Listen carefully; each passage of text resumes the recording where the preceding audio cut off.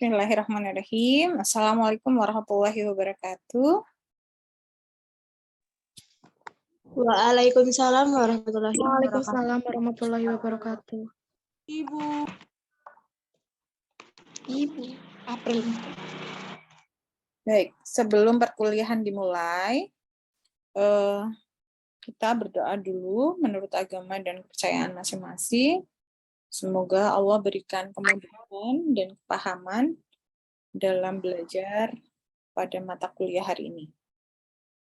Silahkan berdoa menurut agama dan kepercayaan masing-masing. Berdoa mulai.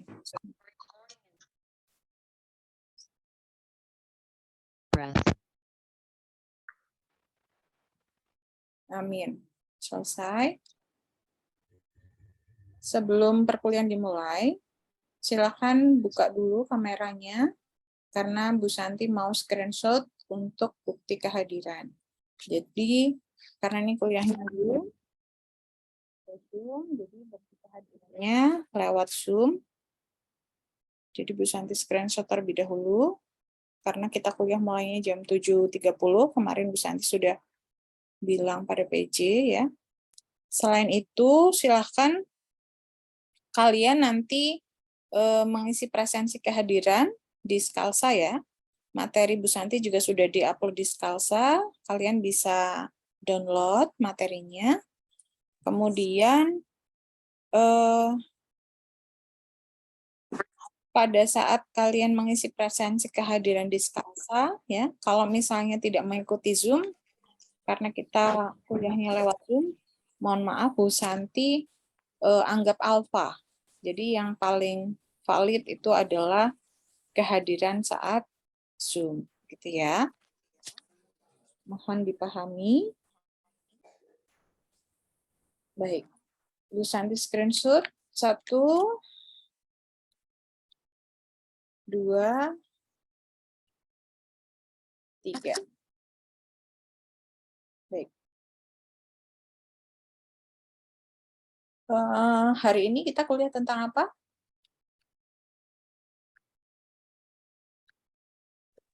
Konsep dasar nutrisi, Bu. Iya, betul. Jadi kalau ada yang tanya, PJ tanya ke Bu Santi besok materinya tentang apa? Nah, kemarin kan sudah diberikan RPP di grup. Terus Bu Santi juga sudah jelaskan RPP. Selama 1 semester ada 14 kali pertemuan. Nah, itu kan di setiap pertemuan kan di situ ada di rencana pembelajaran semester, materi yang diberikan apa saja. Nah, itu dibaca. Sebelum perkuliahan, idealnya kalian sudah membaca materi yang akan diberikan hari ini ya. Jadi pada saat hari ini ketemu, kita banyak diskusi, bukan banyak mendengarkan. Kenapa? Karena kalian itu sudah mahasiswa ya, bukan lagi SMA. Sudah saatnya itu proses pembelajaran itu SCL, Student Center Learning. Jadi mahasiswa lebih banyak aktif untuk berdiskusi tentang evidence base atau kasus terkini ya dalam mata kuliah tersebut. Baik, Bu Santi izin untuk share screen materi hari ini ya.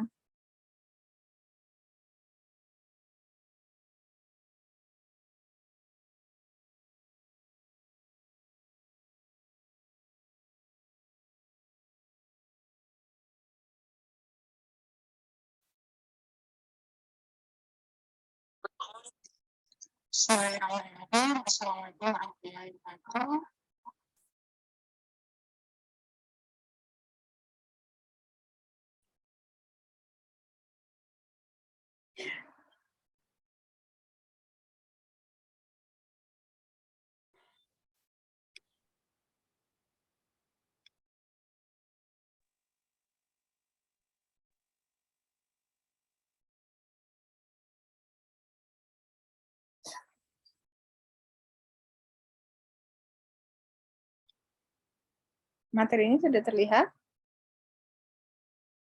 Sudah, Bu. Sudah, Bu. Nanti pada saat Bu Santi menjelaskan, kalau misalnya ada pertanyaan, boleh langsung didiskusikan ya. Siap, Bu. Oke, hari ini pertemuan pertama kita belajar tentang konsep dasar nutrisi. Nah, tujuan perkuliahan pada hari ini itu untuk memahami ya tentang pengertian gizi dan nutrisi, kemudian tanda-tanda nutrisi yang baik, macam-macam zat, kecukupan gizi pada berbagai usia, kemudian perhitungan kebutuhan gizi dan konsep dari malnutrisi. Sebelum itu kita bahas terlebih dahulu tentang pengertian gizi.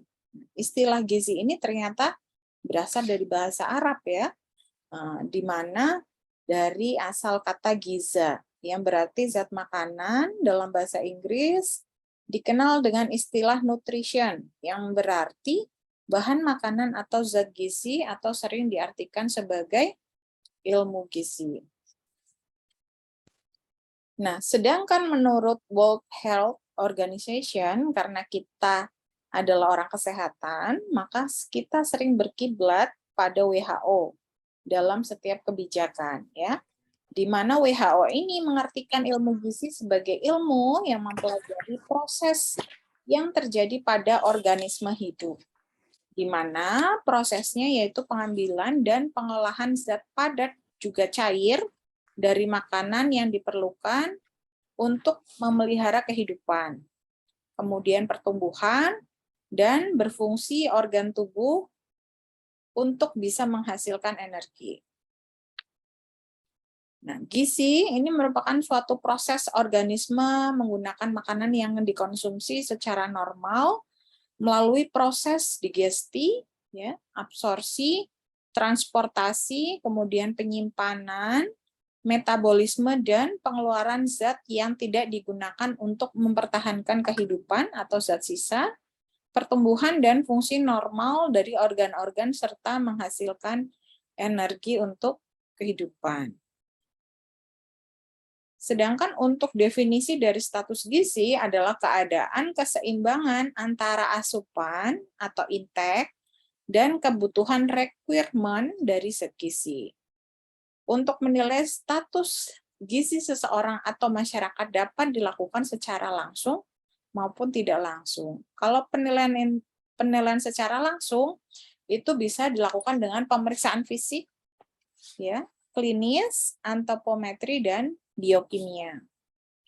Adapun penilaian secara tidak langsung bisa dilakukan dengan melihat angka kematian, angka kelahiran, dan data statistik vital lainnya. Jadi misalnya angka kesakitan, ya, angka kematian ibu, angka kematian bayi, angka kematian balita, terus usia harapan hidup dalam suatu negara gitu. Karena itu sangat berkaitan dengan status gizi. Kita tahu di usia harapan hidup di Jepang itu lebih tinggi dibandingkan negara yang lain ya. Mungkin karena mereka juga pola hidupnya bagus ya, sudah tertata dengan baik, untuk kebersihan lingkungannya juga ya, sampah sudah dipisahkan sesuai dengan jenisnya, kemudian lingkungan lebih bersih ya, sehingga berpengaruh pada lingkungan. Nah, udaranya lebih bersih. Makanan, kualitas makanan itu juga lebih dikontrol ya dari hal-hal yang sifatnya itu tidak sehat.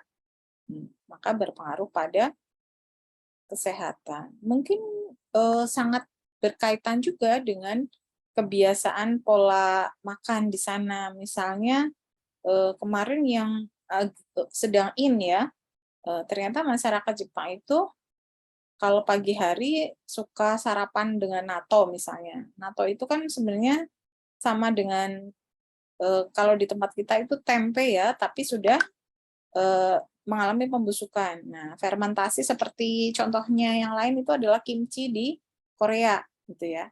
Nah, itu mengandung bakteri baik yang mempermudah atau mempercepat pencernaan. Itu bagus. Baik. Selanjutnya adalah status gizi normal, yang merupakan suatu ukuran status gizi di mana terdapat keseimbangan antara jumlah energi yang masuk ke dalam tubuh dan energi yang dikeluarkan dalam tubuh. Status gizi normal adalah merupakan suatu ukuran status gizi di mana terdapat keseimbangan antara jumlah energi yang masuk dan energi yang dikeluarkan oleh tubuh sesuai dengan kebutuhan individu. Energi yang masuk ke dalam tubuh dapat berasal dari karbohidrat, protein, lemak, dan zat gizi lainnya seperti mineral. Nah, kalau dulu mungkin kalian pernah dengar gizi yang baik itu 4 sehat 5 sempurna. Tetapi yang terbaru ternyata gizi yang baik itu adalah gizi yang seimbang. Dalam hal karbohidrat, protein, lemak, dan zat gizi lainnya itu seimbang sesuai dengan kebutuhan dari individu masing-masing. Nah, kenapa? Karena misalnya Bu Santi dengan Mbak Dita atau Mbak Asri ya, atau Deborah, itu kan indeks massa tubuhnya berbeda-beda. Tinggi badannya berbeda, berat badannya berbeda, maka kebutuhan dari energinya juga berbeda. Nah, itu yang disebut dengan gizi seimbang. Kemudian status gizi kurang atau yang lebih sering disebut dengan undernutrition merupakan keadaan gizi seseorang di mana jumlah energi yang masuk lebih sedikit dari energi yang dikeluarkan. Hal ini dapat terjadi karena jumlah energi yang masuk lebih sedikit dari anjuran kebutuhan individu atau kebutuhan yang dianjurkan. Yang kedua adalah status gizi lebih atau overnutrition. Merupakan keadaan gizi seseorang di mana jumlah energi yang masuk ke dalam tubuh lebih besar dari jumlah energi yang dikeluarkan. Nah, Indonesia saat ini itu sedang berada pada posisi ini. Jadi mengalami double problem, yaitu undernutrition dan overnutrition. Kalau kalian pernah dengar ada kasus stunting, nah di Indonesia saat ini sedang mengalami masalah stunting pendek, kurus, dan stunting kurus gemuk. Ya, ini mengalami double masalah itu. Sehingga pemerintah dan masyarakat bekerja keras untuk bisa menanggulangi masalah stunting. Kenapa sih stunting perlu ditanggulangi? Karena ternyata stunting ini sangat berpengaruh terhadap perkembangan dan pertumbuhan pada bayi balita di masa yang akan datang.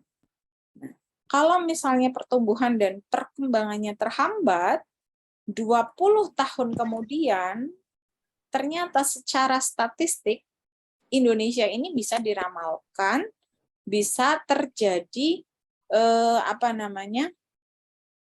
mengalami penurunan produktivitas. Kenapa? Karena 20 tahun ke depan anak-anak yang mengalami stunting ini sudah usia produktif yang harusnya bisa bekerja dengan optimal dan meningkatkan pendapatan per kapita dalam suatu negara. Tapi karena kalau mengalami stunting, ya perkembangan dan pertumbuhannya itu terhambat, maka 20 tahun yang akan datang akan mengalami masalah dalam produktivitas yang dampaknya juga menjadi beban, ya. Beban pada siapa? Beban pada usia lanjut. Nah, kalau anak zaman now bilang itu jangan jadi beban orang tua gitu ya. Nah, itu. Maka dari itu kita dari sekarang juga harus sama-sama membantu untuk mengatasi stunting gitu ya. Kebetulan Bu Santi sekarang sedang kuliah S3 dan disertasi atau penelitian Bu Santi itu juga mengambil tema stunting ini. Penilaian status gizi atau nutritional assessment menurut Rosalind Gibson ya didefinisikan sebagai interpretasi dari informasi yang diperoleh dari studi diet, biokimia, antropometri, dan klinis. Menurut the interpretation of information obtained from dietary, biochemical, anthropometric, and clinical studies, ya, Di situ disebutkan bahwa informasi tersebut digunakan untuk menetapkan status gizi individu atau kelompok populasi yang dipengaruhi asupan dan penggunaan zat gizi. Nah, sistem penilaian status gizi dapat berupa 3 bentuk melalui survei, surveillance, atau screening. Kemudian pengukuran status gizi secara langsung tadi sudah disebutkan, yaitu antropometri gizi. Antropometri gizi itu bisa dilihat dari lingkar kepala, lingkar dada, lingkar lengan atas, tinggi badan. Kemudian tes biokimia itu pemeriksaan laboratorium, ya, bisa dilihat dari prosentase lemak dalam tubuh, gitu ya. Kemudian pemeriksaan klinis dan pemeriksaan biofisik. Selanjutnya pengukuran status gizi secara tidak langsung melalui survei konsumsi makanan. Jadi dilihat dalam suatu wilayah konsumsi makanan dalam suatu wilayah masyarakat tersebut yang dikonsumsi makanannya itu apa saja, gitu ya. Terus kemudian survei statistik vital. Jadi statistik vital itu maksudnya angka kematian, angka kesakitan, baik pada ibu dan bayi, itu disurvei dalam suatu wilayah, berapa jumlahnya. Kemudian ada faktor ekologi.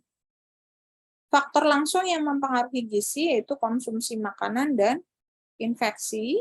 Kemudian faktor langsung yang mempengaruhi gizi yang lain, faktor tidak langsung yang mempengaruhi gizi yang lain yaitu tingkat pendapatan, pengetahuan gizi, dan sanitasi lingkungan. Ini mohon maaf harusnya faktor tidak langsung. Kemudian ada tanda-tanda nutrisi yang baik. Yang pertama adalah tinggi dan berat badan sesuai dengan umur, ya. Kalau misalnya bayi balita itu bisa dilihat dari grafik pertumbuhan bayi balita di buku Ibu dan Anak, gitu ya. Kalau misalnya grafiknya pada warna masih di dalam warna hijau, itu artinya normal. Warna kuning itu berarti sedikit hati-hati. Kalau warna merah, nah, kalau warna merah ini yang harus warning. Itu sudah tanda-tanda mengarah ke stunting kalau tinggi badannya tidak sesuai dengan pertumbuhan. Kemudian yang kedua, mempunyai tubuh kuat dan kencang, postur tubuh tegap dan proporsional, kulit tidak kering dan lembab, rambut berkilau dan tidak mudah rontok, kemudian mata jernih dan berbinar, cepat tanggap dan selalu ceria, BAB lancar dan tidur nyenyak. BAB lancar berarti setiap hari harusnya itu yang normal itu setiap hari BAB, ya. Kemudian macam-macam zat gizi, yang pertama adalah karbohidrat, ya, terdiri dari karbon, hidrogen, dan oksigen. Bahan yang mengandung banyak karbohidrat, misalnya padi-padian, serealia, kemudian jagung, umbi-umbian, dan kacang kering. Kemudian lemak, ini unsur karbon, hidrogen, oksigen, dengan kandungan oksigen lebih kecil daripada yang terdapat dalam karbohidrat. Bahan makanan yang banyak mengandung lemak, antara lain pada lemak hewani, susu, mentega, keju, dan kuning telur. Sedangkan pada lemak nabati bisa minyak kelapa, kacang-kacangan, dan alpukat. Untuk protein terdiri atas unsur karbon, hidrogen, nitrogen, dan kadang sulfur yang tersusun atas bentuk asam amino. Protein hewani, daging, ikan, telur, susu, dan keju. Kalau protein nabati, kacang-kacangan, tahu, dan tempe. Kemudian vitamin merupakan ikatan organik yang membantu berbagai reaksi biokimia dalam tubuh. Sumber vitamin lebih banyak terdapat pada sayuran dan buah-buahan, ya. Kemudian mineral, unsur atau ikatan anorganik yang memegang peranan penting dalam reaksi metabolisme dan sebagai bagian dari struktur jaringan tubuh seperti pada tulang. Sedangkan air ini berperan sebagai zat pelarut dan sebagai alat transportasi zat gizi serta sisa pencernaan dan metabolisme. Ada 3 sumber air bagi tubuh yang berasal dari minuman, makanan, serta dari hasil dari metabolisme yang ada di dalam tubuh. Fungsi dari air yaitu sebagai pelarut zat gizi, fasilitator pertumbuhan, sebagai katalis reaksi biologis, kemudian sebagai pelumas ya, pengatur suhu tubuh ya, juga sumber mineral bagi tubuh. Kemudian pengelompokan zat gizi, makanan sehari-hari yang dipilih dengan baik akan memberikan semua zat gizi yang dibutuhkan untuk fungsi normal tubuh. Sebaliknya, bila makanan tidak dipilih dengan baik, tubuh akan mengalami kekurangan zat gizi yang penting atau esensial. Fungsi zat gizi di dalam tubuh dikelompokkan berdasarkan 3 hal. Ya, di sini berdasarkan fungsi, berdasarkan jumlah, dan berdasarkan sumber. Kalau berdasarkan fungsi ada 3, yaitu zat tenaga seperti karbohidrat, protein, dan lemak, zat pengatur, protein, air, vitamin, dan mineral, kemudian zat pembangun ada protein, lemak, vitamin, dan mineral. Untuk berdasarkan jumlah ada zat gizi makro dan zat gizi mikro. Makro seperti karbohidrat, lemak, protein, mikro, vitamin, dan mineral. Berdasarkan sumbernya ada zat gizi yang berasal dari hewan dan zat gizi yang berasal dari tumbuhan atau nabati. Kemudian kecukupan gizi pada berbagai usia menurut Peraturan Menteri Kesehatan nomor 28 tahun 2019 tentang angka kecukupan gizi yang dianjurkan untuk masyarakat Indonesia. Nah, berapa jumlah angka kecukupan energinya? Ini dilihat, nanti dipahami dan dibaca kembali, mulai dari bayi, ya, laki-laki dan perempuan sesuai dengan usianya dan kelompok umur pada ibu hamil dan menyusui. Ini mempunyai kecukupan energi dilihat dari umur, berat badan, tinggi badan, kemudian energi, jumlah energi dalam kilokalori, mulai dari protein, lemak, karbohidrat, serat, dan air. Jadi sudah ada standarnya, gitu ya. Nanti bisa dibaca dan dipahami dengan baik oleh kalian, juga dibaca berulang-ulang. Selanjutnya perhitungan kebutuhan gizi ya menurut Harris Benedict. Ini sering dipakai oleh ahli gizi memperhitungkan sesuai dengan usia, jenis kelamin, berat badan, tinggi badan, hingga level aktivitas fisik. Di sini bisa dilihat dibagi menjadi 2, perhitungannya menurut jenis kelamin pria dan wanita. Ya. Kemudian perhitungan kebutuhan gizi menurut WHO ini berbeda dengan rumus Harris Benedict. Rumus ini lebih sederhana dan tidak memperhitungkan tinggi badan. Kalau menurut WHO dibagi sesuai dengan kategori umur. Contoh, untuk mencari kebutuhan energi wanita berusia 18-29 tahun digunakan rumus 14,7 kali berat badan dalam kilogram ditambah 496.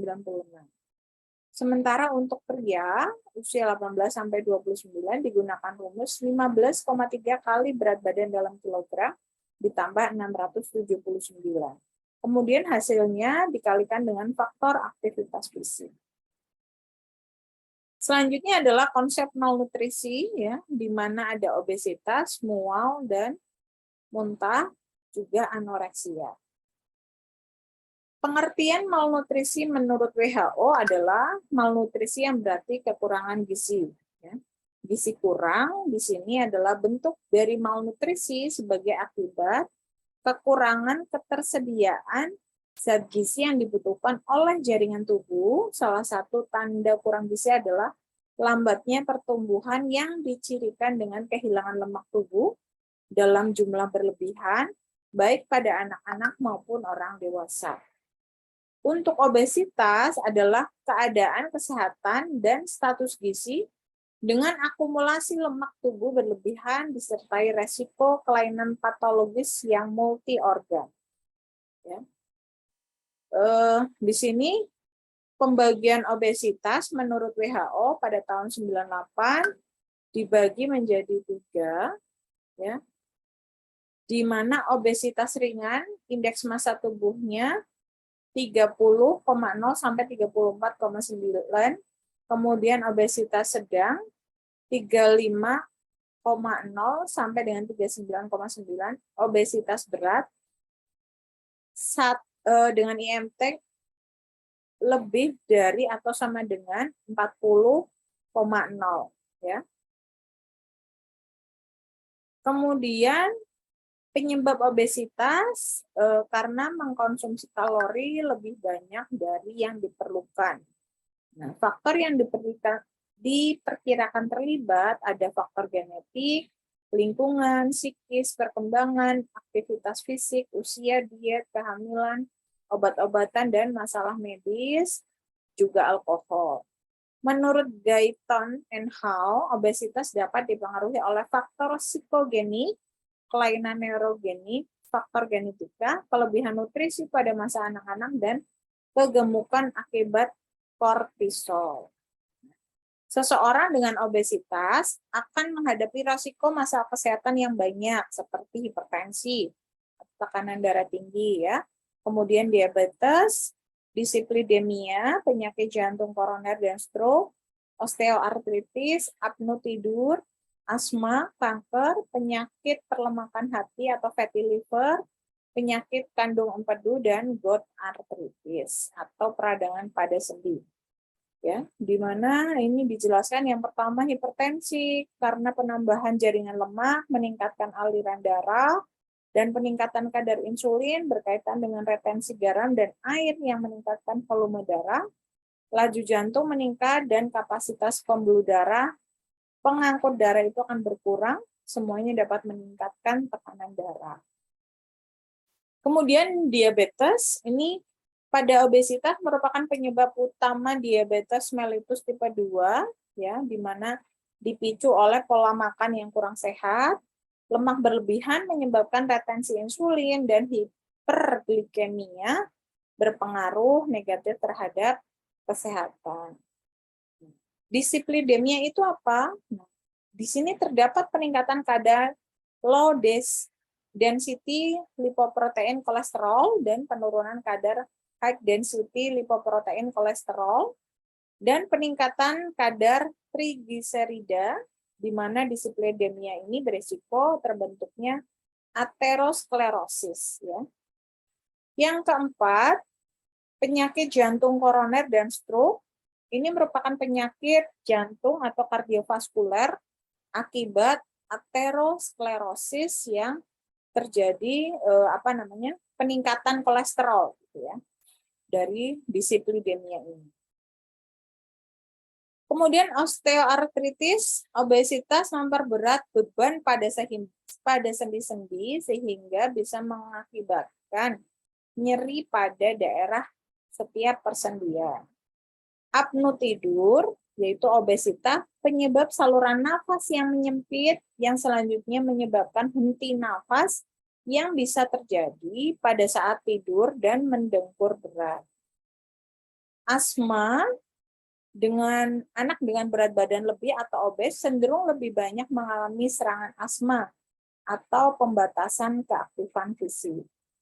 Kemudian kanker, banyak jenis kanker yang berkaitan dengan bayi baru lahir, misalnya pada perempuan, kanker payudara, uterus, serviks, ovarium, dan kandung empedu.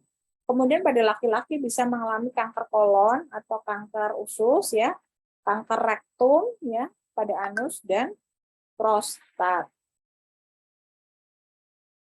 Penyakit perlemakan hati, baik peminum alkohol maupun bukan, dapat mengidap penyakit perlemakan hati yang dapat berkembang menjadi sirosis atau kanker hati. Ya. Penyakit kandung empedu, orang dengan BBL, bayi baru lahir dapat menghasilkan banyak kolesterol yang beresiko menjadi batu kandung empedu. Kemudian gout arthritis, di mana obesitas juga bisa menjadi penyebab. berkaitannya dengan GORT atau nyeri, ya. Kemudian apa penata laksanaan obesitas yang dianjurkan supaya mempunyai penurunan resiko penyakit. Ya, yang pertama adalah gaya hidup, perubahan perilaku, dan pengaturan makanan. Nah, di sini prinsipnya pengaturan makanan itu sesuai dengan kebutuhan, yaitu diet seimbang, ya, dari karbohidrat, protein, lemak, air, dan mineral itu sesuai dengan kebutuhan, sehingga tidak ada kelebihan nutrisi. Kemudian di Amerika Serikat, pembedahan dianjurkan dengan orang yang mempunyai indeks massa tubuh lebih dari 40, ya, atau 35 sampai 39,9 dengan disertai penyakit jantung atau kardiopulmonar, kemudian DM tipe 2 atau gangguan gaya hidup. Ya. Kemudian obat-obatan anti-obesitas biasanya digunakan untuk menekan nafsu makan yang bisa mengatur, ya, mengatur pola makan dari orang yang obesitas. Kemudian mual muntah, ya, merupakan gangguan makan pada kondisi psikiatrik atau psikologis dengan akibat psikologis dan medis yang serius. Di antaranya adalah anoreksia nervosa dan bulimia. Anoreksia nervosa merupakan penyakit kronis yang didefinisikan sebagai gangguan perilaku makan atau perilaku dalam mengontrol berat badan.